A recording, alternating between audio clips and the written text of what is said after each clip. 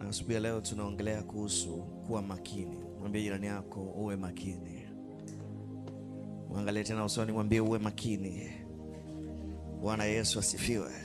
Umakini ni kukusanya usikivu wote na nguvu zote juu ya jambo fulani. Kwa tunapoongelea kuwa makini, maana yake nataka ukusanye usikivu wako wote na nguvu zako zote juu ya jambo fulani.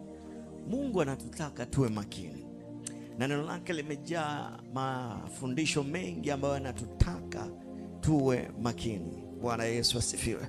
Kwa sababu kama hauko makini, kama umegawanyika, mwambie jirani yako usigawanyike. Bwana Yesu asifiwe. Kama umegawanyika, hautoweza kutimiza jambo lolote katika ulimwengu. Ukisoma neno la Mungu na hata ukiangalia katika maisha tu ya kawaida, watu wote ambao walifanya vizuri katika chochote kile walichokuwa nafanya ni kwa sababu walikuwa makini. Bwana Yesu asifiwe. Ni kwa sababu walikuwa nini? Makini. Mojawapo ya kirutubisho cha muhimu sana cha kufanya vizuri ni lazima mtu awe makini. Bwana Yesu asifiwe. Na nimekwambia umakini ni kukusanya usikivu wako wote na nguvu zako zote juu ya kitu fulani. Bwana Yesu asifiwe. Na tunataka tusome neno la Mungu katika kitabu cha Mathayo sura ile ya 6 mstari ule wa 19 mpaka ule wa 20. Mathayo sura ile ya 6 mstari ule wa 19 mpaka ule wa 20. Neno la Mungu linasema, Mathayo 6:19 hadi 20, anasema msijiwekee hazina duniani. Msijiwekee hazina duniani, nondo na kutu viharibupo, na wevi huvunja na kuiba. Bali jiwekeeni hazina mbinguni, kusikoharibika kitu kwa nondo wala kutu, wala wevi hawavunji wala hawaibi. Kwa kuwa hazina yako ilipo, ndipo utakapokuwapo na moyo wako. Bwana Yesu asifiwe. Haleluya. Anasema msijiwekee hazina duniani, nondo na kutu viharibipo. Anasema na wevi huvunja na kuiba, lakini jiwekeeni hazina mbinguni, kusikoharibika. Anasema kitu wala nondo wala kutu wala wevi hawavunji wala hawaibi. Kwa kuwa hazina yako ilipo, ndipo utakapokuwapo na moyo wako. Sema hazina yangu ilipo. Hazina yangu ilipo, ndipo na moyo wangu utakapokuwepo. Ndipo na moyo wangu utakapokuwepo. Bwana Yesu asifiwe. Haleluya. Mwambie tena jirani yako, hazina yako ilipo, ndipo na moyo wako utakapokuwepo. Bwana Yesu asifiwe. Haleluya. Na nataka tukazie katika huo mstari, kwa sababu mojawapo ya vitu vya muhimu huo mstari unafundisha ni umakini. Anasema hazina yako itakapokuwepo, ndipo na moyo wako uwepo. Maana yake popote pale ambapo unakupa uthamani, hazina ni kitu cha thamani, hazina ni kitu cha muhimu. Kwa wakati wote au sehemu yote au katika kitu chochote kile ambacho una thamani, unakipa uthamani, moyo wako unatakiwa uwepo hapo. Bwana Yesu asifiwe. Haleluya. Sema moyo wangu unapaswa kuwepo hapo. Moyo wangu unapaswa kuwepo hapo. Unaelewa, unaweza kufanya jambo fulani na moyo wako haupo hapo, si ndio? Amen. Amen. Watu wengi wanafanya kazi ambazo hawazifurahii. Watu wengi wako maeneo ambayo hawafurahii.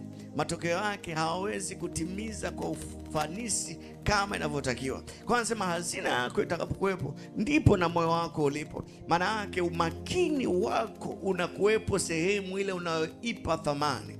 Bwana Yesu asifiwe. Haleluya. Bwana Yesu asifiwe. Nani ananielewa hadi hapa? Mwambie jirani yako, weka moyo wako sehemu ya thamani. Sehemu ya thamani. Bwana Yesu asifiwe. Haleluya. Mwambie tena, weka moyo wako. Weka moyo wako sehemu ya thamani. Sehemu ya thamani. Some mstari wa 22 mpaka ule wa 23. Anasemaje? Mathayo 6:22 mpaka 23. Anasema taa ya mwili ni jicho. Taa ya mwili ni jicho. Basi jicho lako likiwa safi, mwili wako wote unakuwa na nuru. Lakini jicho lako likiwa bovu, mwili wako wote utakuwa na giza. Basi ile nuru iliyomo ndani yako ikiwa giza, si giza hilo? Hakuna mtu awezaye kutumikia mabwana wawili, kwa maana atamchukia huyu na kumpenda huyu, ama atashikamana na huyu na kumdharau huyu. Hamwezi kumtumikia Mungu na mali. Bwana Yesu asifiwe. Haleluya. Anasema taa ya mwili wako ni jicho. Basi jicho lako likiwa safi, anasema mwili wako wote utakuwa nini? Na nuru. Bwana Yesu asifiwe. Haleluya. Anasema jicho likiwa safi. mwili wote utakuwa na nuru, kwa sababu taa ya mwili ni nini? Ni jicho. Lakini anaendelea anasema, lakini jicho likiwa bovu, mwili wako wote utakuwa na giza. Basi ile nuru iliyomo ndani yako ikiwa giza, si giza hilo? Alafu anasema hakuna mtu awezaye kutumikia mabwana wawili. Sema hakuna mtu awezaye kutumikia mabwana wawili. Hakuna mtu awezaye kutumikia mabwana wawili. Bado anasisitiza katika umakini, kwa namna mtu alivyoumbwa, yuko katika uwezo wa kuweka au wa kuwekeza vyote alivyo navyo sehemu moja. Maana yake wakati wote ule ambapo mtu anagawanyika, wakati wote ule ambapo mtu anafanya sehemu mbili tofauti ambazo zinafanana, anakosa umakini. Bwana Yesu asifiwe. Haleluya, haleluya. Bwana Yesu asifiwe. Muulize jirani yako, uko makini? Uko makini? Muulize, uko hapa kanisani lakini uko hapa kweli? Au akili yako imeshagawanyika? Na matokeo yake, unajua kinachoendelea hapa hakitafanikiwa kwako, lakini hata kinachoendelea huko uliko hakitafanikiwa, kwa sababu hakuna mtu anaweza kutumikia mabwana wawili kwa wakati mmoja. Bwana Yesu asifiwe. Haleluya. Kwa hiyo unatakiwa ujifunze kuwa makini, na neno la Mungu linatutaka tuwe makini. Biblia inasema katika kitabu cha Yakobo sura ya 1 mstari wa 8, anasema mtu wa nia mbili husitasita katika njia zake zote. Maana yake hataenda kushoto wala hataenda kulia, kwa sababu ana nia mbili. Tunafahamu ile hadithi ya fisi. Bwana Yesu asifiwe. Unafahamu ile hadithi ambayo fisi alitaka kwenda kula sehemu mbili kwa wakati mmoja. Mwisho wake alifanyeje? Alikosa vyote. Fisi alialikwa sherehe mbili wakati mmoja, akakataa kuchagua. Bwana Yesu asifiwe. Akawa anapiga plani kwamba ataenda huku na ataenda huku pia. Kwa alipoenda mara kwanza huko, akakuta ndo kwanza wanakoleza moto, akaondoka akaenda sehemu ya pili. Bwana Yesu asifiwe.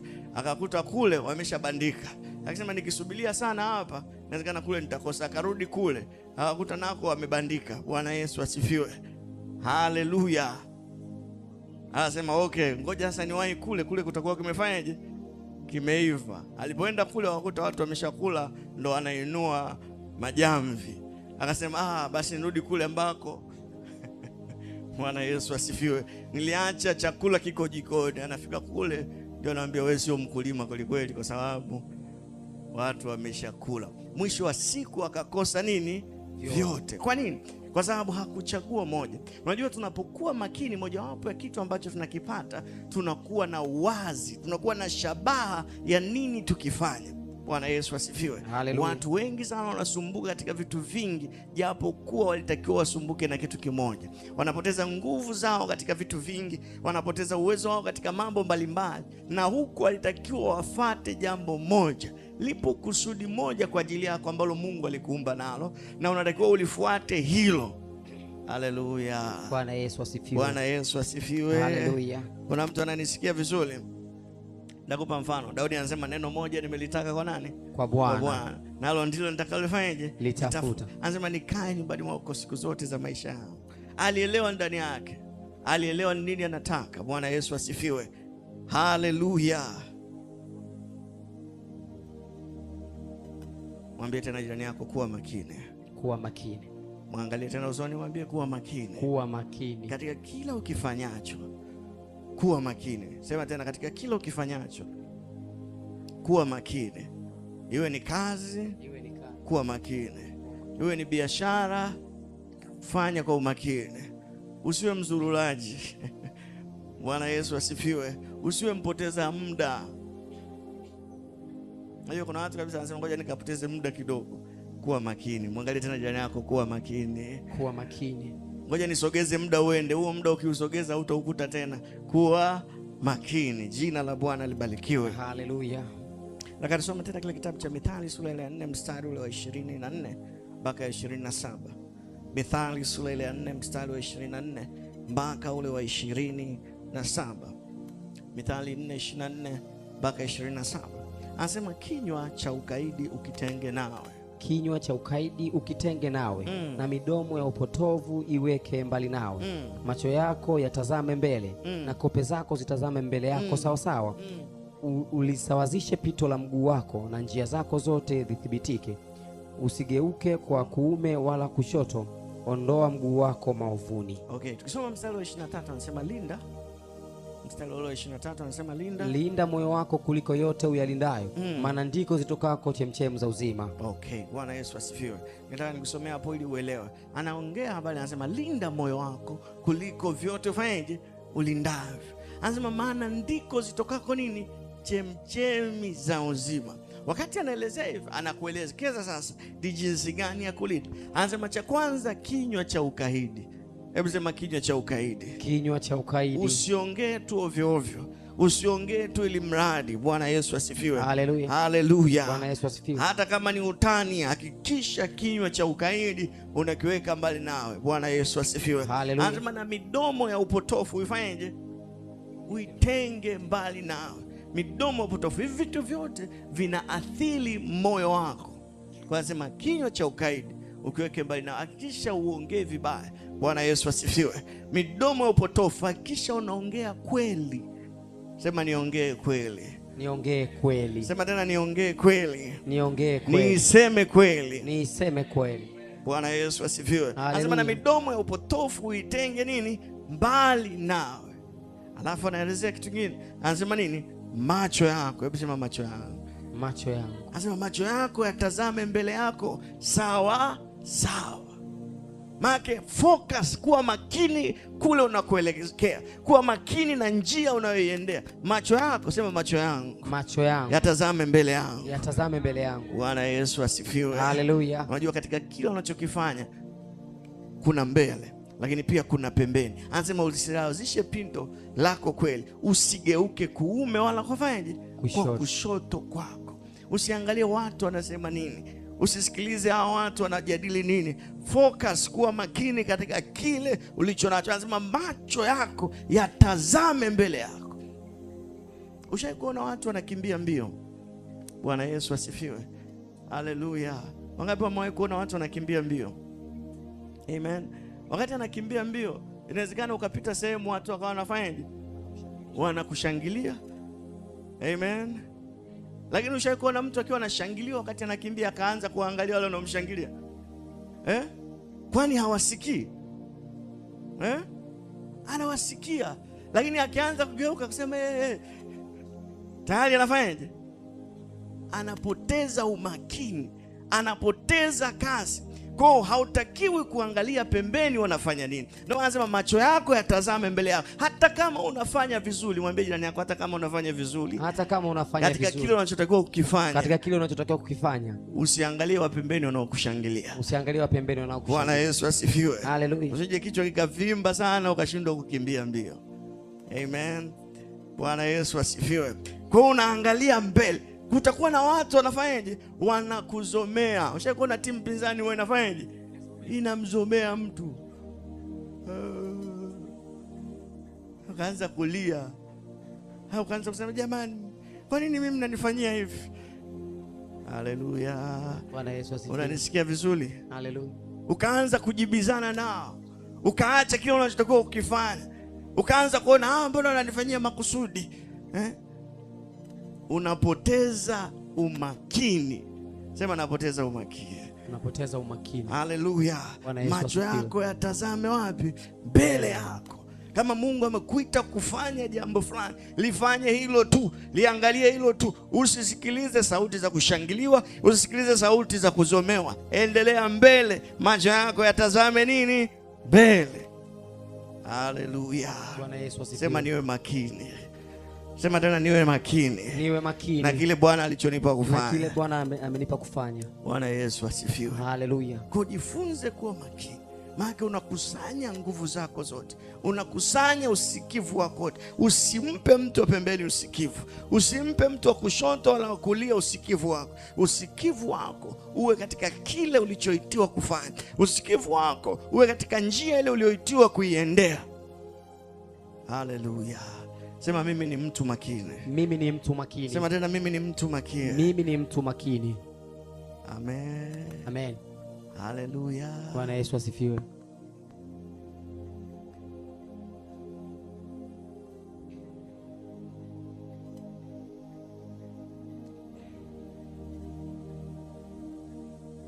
Bwana anatawala. Unajua Mungu kila wakati anapokuita kwa ajili ya jambo fulani, anapokuita kwa ajili ya kitu fulani, cha kwanza, mojawapo ya vitu vya mwanzo ambavyo anakusisitiza ni umakini. Nilikuwa nasoma habari za Yoshua. Mungu anamuita Yoshua, anamwambia mtumishi wangu Musa amekufa. Sasa wewe ndio utakayowaingiza hao watu katika nchi ya ahadi. Anamwonyesha mipaka ya nchi yote. Anamwambia kuanzia mto Frati na kuja huko hadi huko, hiyo yote itakuwa nchi yenu. Maana anamwonyesha usiende nje hapo. Bwana Yesu asifiwe. Haleluya. Haleluya. Anamwambia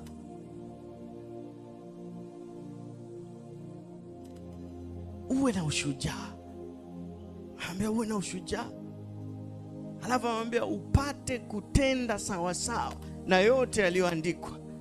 Bwana Yesu asifiwe. Tuone kile kitabu cha Yoshua sura ya kwanza. Yoshua sura ya kwanza. Zelekea baada. Yoshua sura ya kwanza.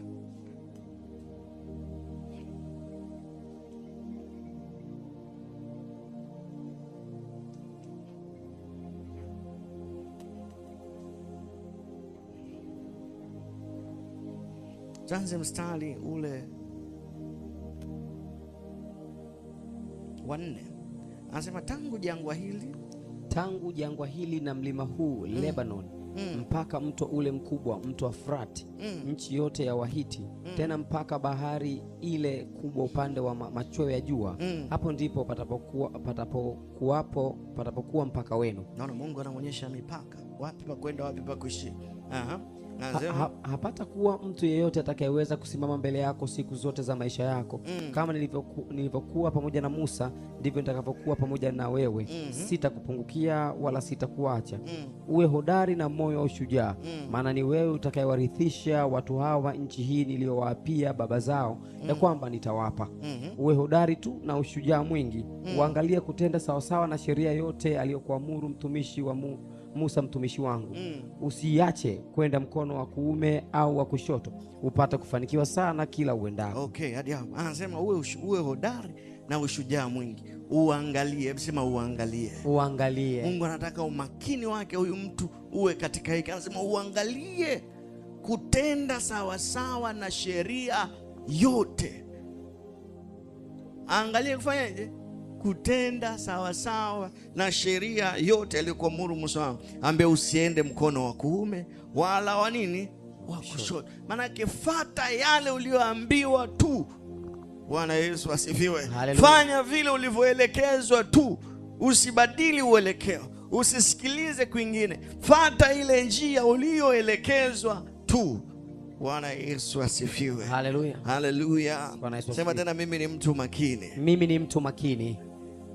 Amen, amen. Jina la Bwana libarikiwe. Haleluya. Haleluya. Bwana Yesu asifiwe. Nataka nikwambie mambo kadha ya kuwa na umakini nayo. Mambo ya kuwa na umakini nayo. Nasema uwe makini, lakini katika nini? Bwana Yesu asifiwe. Haleluya. Hivi vitu nataka uvizingatie kwa sababu vinatakiwa viongoze uelekeo wa maisha yako. Kwanza, uwe makini katika neno la Mungu. Hebu sema niwe makini katika neno la Mungu. Niwe makini katika neno la Mungu. Bwana Yesu asifiwe. Haleluya. Mungu amesema nini kuhusu wewe? Mungu amesema nini kuhusu yeye? Hivyo ndio vitu ambavyo unatakiwa uwe makini na. Watu wengi wako na usikivu huku na huku, wakitafiti vitu mbalimbali na wakiondoa umakini wao katika vitu vya muhimu sana. Unajua Biblia inasema kwa sababu wana masikio ya utafiti. Hebu sema masikio ya utafiti. Masikio ya utafiti. Kila kitu wanasikiliza, kila kitu wanafuatilia. Kwa sababu wana masikio ya utafiti, wanajikuta wanapoteza hata umakini na uelekeo ambao walipaswa kuwa nao. Bwana Yesu asifiwe. Kwa anasema uwe makini katika neno la Mungu. Uwe makini katika neno la Mungu. Tumesoma kule Yoshua ule mstari wa 8, anamwambia kitabu hiki cha Torati kisiondoke wapi? Kinywani mwako. Anasema uyatafakari maneno yake mchana na nini? Na usiku. Kwa anapotaka umakini, sehemu ya kwanza anamwambia awe makini ni katika neno la Mungu. Neno la Mungu limesema nini kuhusu wewe? Neno la Mungu linasema nini kuhusu Mungu? Bwana Yesu asifiwe. Hivyo ndio vitu ambavyo unatakiwa uviangalie. Unaziba masikio. Mazingira yanasema nini kuhusu wewe? unaziba masikio. Watu wanasema nini kuhusu wewe? Bwana Yesu asifiwe. Unaweka umakini katika kile neno la Mungu linasema. Haijalishi daktari amesema nini, mimi naweka umakini katika neno la Mungu linasema. Mnanisikia vizuri watu wa Mungu? Haleluya. Bwana Yesu asifiwe. Haleluya. Haleluya. Bwana Yesu asifiwe. Haleluya. Mwambie tena jirani yako, weka makini. Weka umakini. Weka umakini katika neno la Mungu. Katika neno la Mungu ndio uzima wako. Neno la Mungu ndio dira yako. Kwa cha kwanza utaweka umakini katika neno la Mungu. Usikubali chochote kile kikutoe katika vile neno la Mungu linasema kuhusu wewe. Usikubali chochote kile kikuondoe katika yale neno la Mungu linasema kuhusu wewe. Haleluya. Haleluya. Zaburi 16 mstari wa 5 mpaka wa 6. Arabazakataka. Zaburi 15 mstari wa 5 mpaka wa 6. Anasema Bwana ndiye fungu langu. Zaburi 16 mstari wa 5 mpaka wa 6. Mstari wa 5 mpaka wa 6. Bwana ndiye fungu la posho langu na la kikombe changu. Wewe unaishika kura yangu. Kamba zangu zimeniangukia mahali pema. Wow. Naam, nimepata urithi mzuri. Haleluya. Unaona, Daudi alikuwa makini. Na mojawapo wa vitu ambavyo anaongea waziwazi, anasema Bwana ndiye fungu la posho yangu. Bwana Yesu asifiwe. Haleluya. Hebu sema Bwana ndiye fungu la posho yangu. Bwana ndiye fungu la posho. Sema tena Bwana ndiye fungu la posho yangu. Bwana ndiye fungu la posho. Bwana Yesu asifiwe. Anasema ndio fungu la kikombe changu. Anasema Bwana ameishika kura yangu. Haleluya. Bwana Yesu asifiwe. Haleluya. Anasema kamba zangu zimeniangukia mahali pazuri. Naam, ninao urithi. Unamsikia mtu wa Mungu huyo? Na ndivyo ambavyo unatakiwa uwe. Weka umakini wako katika neno la Mungu. Sikiliza, sasa hizi kuna sauti nyingi ambazo zinataka kuchukua usikivu wetu. Sauti ziko nyingi ambazo zinataka kutoa umakini wetu. Zinataka tuanze kusikiliza zenyewe zinasema nini. Na ndio maana ya dalili ya siku za mwisho. Bwana Yesu asifiwe. Haleluya. Haleluya. Sauti ziko nyingi, lakini kondoo huwa wanaisikia sauti ya nani? Ya mchungaji wao. Sema mimi ni kondoo mwema. Mimi ni kondoo mwema. Ninaijua sauti ya baba yangu. Ninaijua sauti ya baba yangu. Ninaijua sauti ya mchungaji wangu. Ninaijua sauti ya mchungaji wangu. Na ninaifuata. Bwana Yesu asifiwe. Haleluya. Sema tena ninaifuata. Ninaijua sauti yake. Ninajua namna yake. Na ninaifuata. Usifuate sauti zingine. Amen. Amen. Bwana Yesu asifiwe. Usifuate maelekezo mengine nje ya neno la Mungu. Kwa sababu nje ya neno la Mungu kuna uharibifu, kuna mbwa mwitu. Bwana Yesu asifiwe. Nje ya neno la Mungu kuna uharibifu, lakini wewe weka umakini wako katika neno la Mungu. Kila siku utaishi neno la Mungu. Unaniambia nitaishi neno la Mungu, nitaongea neno la Mungu, nitalitenda neno la Mungu. Haijalishi nini kinaendelea, nitabaki katika neno la Mungu. Oh, haleluya, haleluya. Bwana Yesu asifiwe. Haleluya. Nitakaa katika neno lake, kwa sababu peke yake ndiko kuna uzima. Katika neno lake ndiko kuna usalama. Chagua. Mwambie jirani yako chagua. Mwangalie tena, mwambie chagua. Unaweza ukachagua kuwa katika neno la Mungu au kusikia habari ulizoambiwa kwamba vitu vimepanda bei, kwamba maisha yamekuwa magumu, kazi siku hizi hazina amana. Ni vitu gani unaruhusu ndani yako? Nilikuwa naongea na mtu mmoja ananiambia yani nimekaa dukani toka asubuhi mpaka sasa hivi sijauza. Nikamwambia hey, kweli? Kwa hiyo unafanyaje? Ndio hivyo. Mungu akubariki. Bwana Yesu asifiwe. Mwingine tena akaniambia nimekaa kijiweni siku nzima, nimebeba mtu mmoja na 1000 tu. Nikamwambia jamani, kweli? Unafanyaje sasa? Ndio hivyo, najua mipunga sijui imefanyaje. Kaa katika neno la Mungu. Bwana Yesu asifiwe. Haleluya. Haleluya. Unajua shetani alivyo mjanja, analeta tatizo na anawapa kisingizio ili muendelee kuvumilia tatizo. Mwangalie tena usodi jirani yako. Analeta tatizo analeta tatizo, analeta na kisingizio, ili muendelee kukumbatia tatizo, msitafute suluhisho.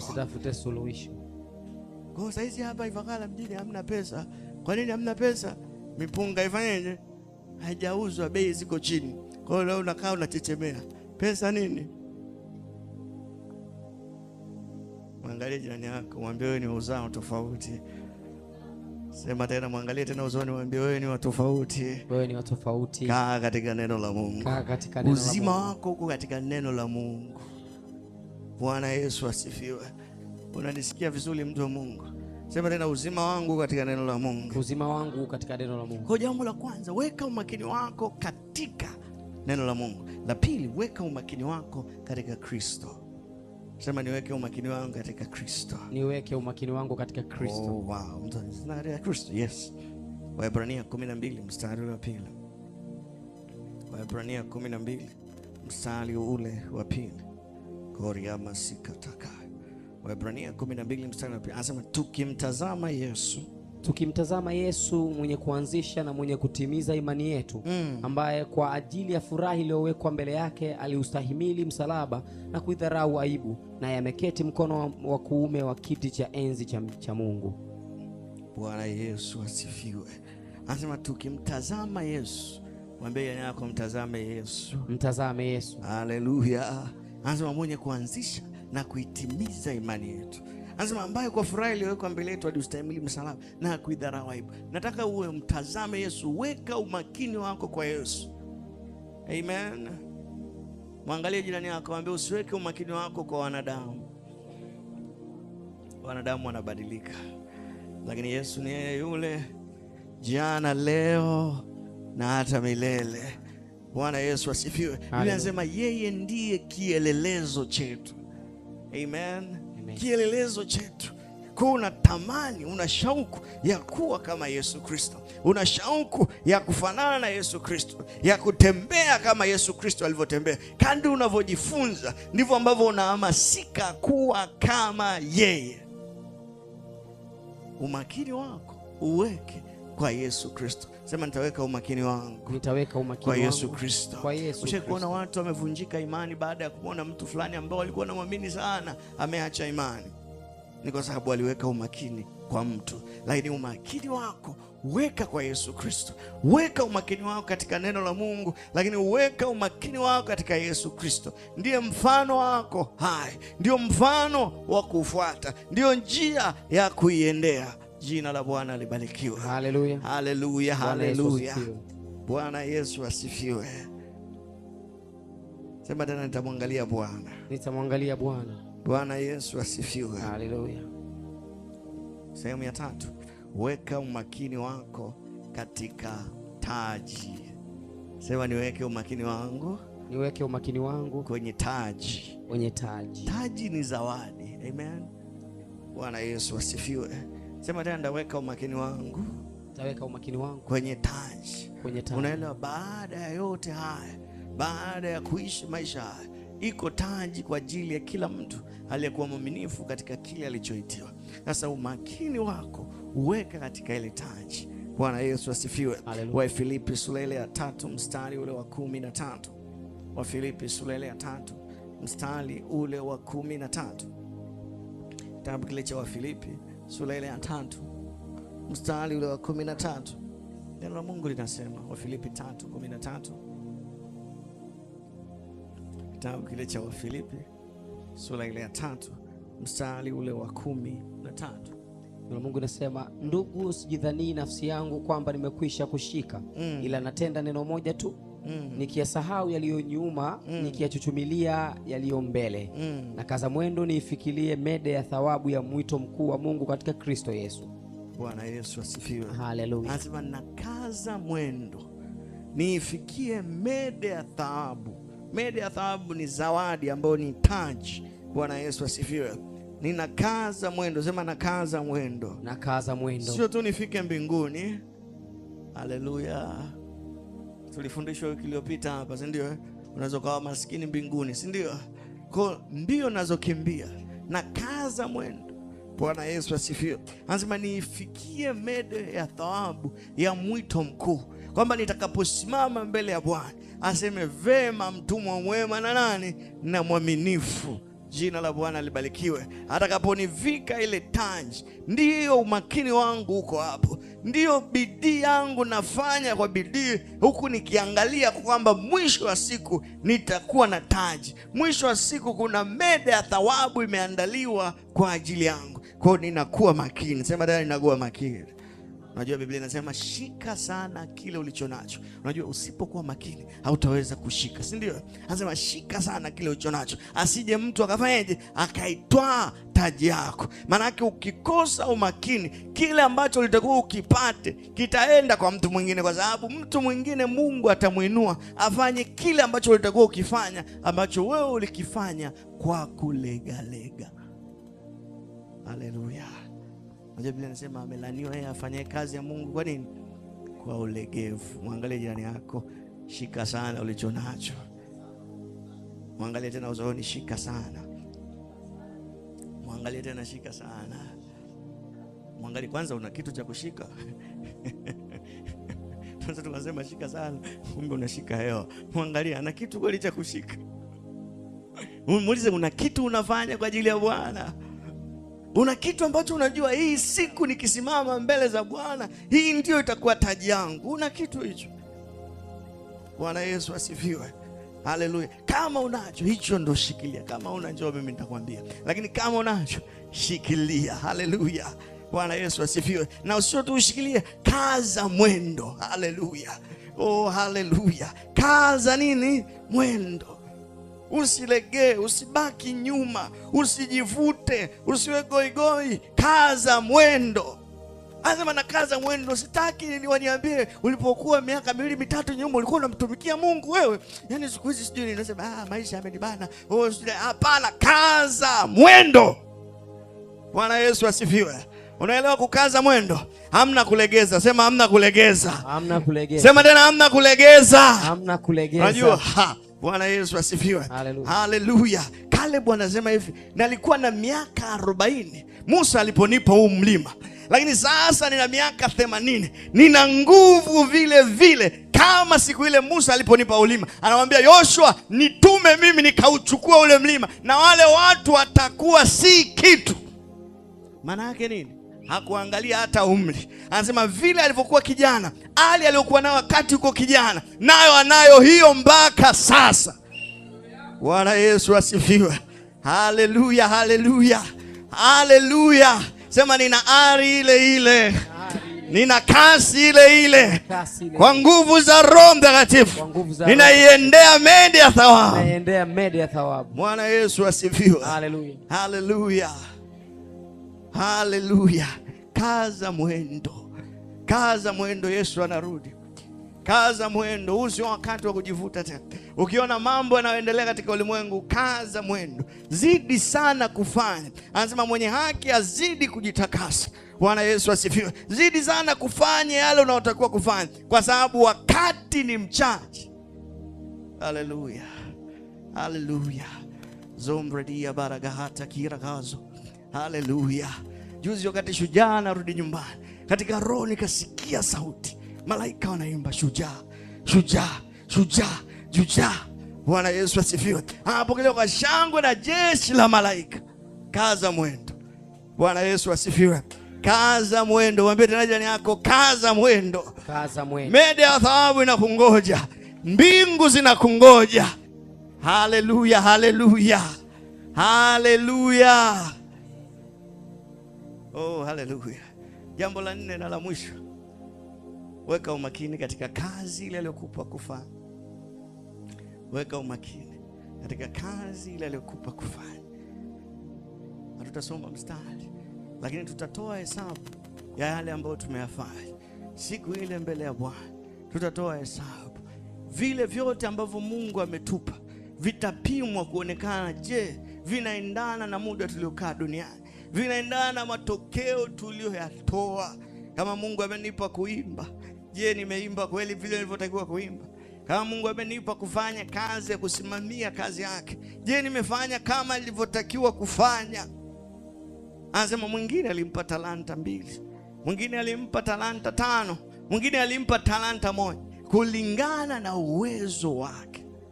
Bwana Yesu asifiwe. Kulingana na vitu ambavyo Mungu amekupa, umetoa matokeo yanayotakiwa kutolewa. Usipokuwa makini hautajali kitu kama hiki, lakini ukiwa makini utajiuliza maswali kila mara, utajikagua. Ndio maana Paulo anasema sijidhani ndugu zangu kama nimekwisha kufanyaje, kushika. Bwana Yesu asifiwe.